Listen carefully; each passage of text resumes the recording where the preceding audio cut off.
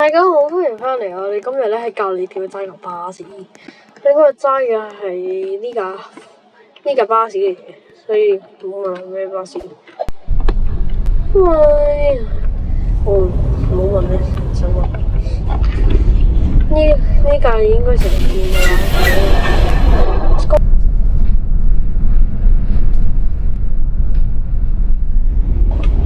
首先我哋要注意我哋嘅隔離嗰啲站啊嗰啲之類啦。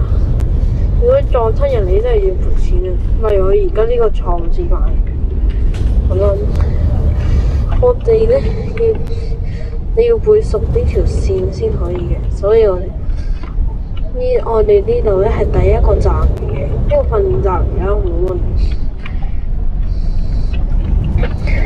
但你識教我車牌，我就識教啦。例如你打個咩擺旗啊，跟住如果你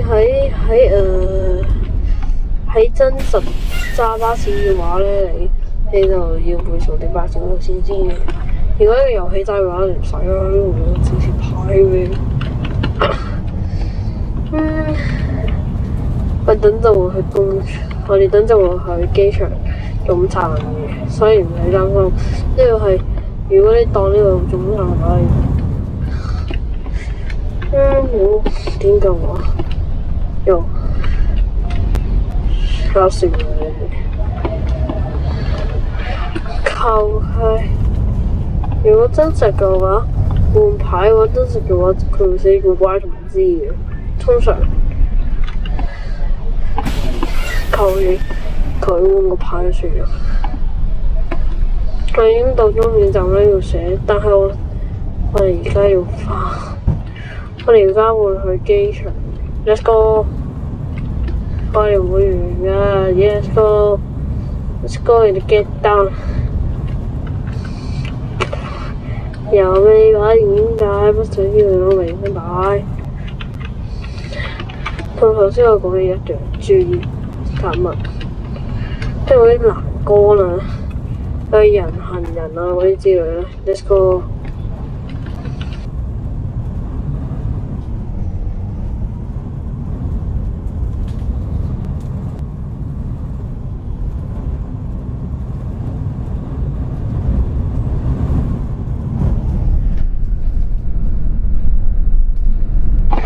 最後我哋已經到達機場，因為其實個訓練中心喺機場嘅。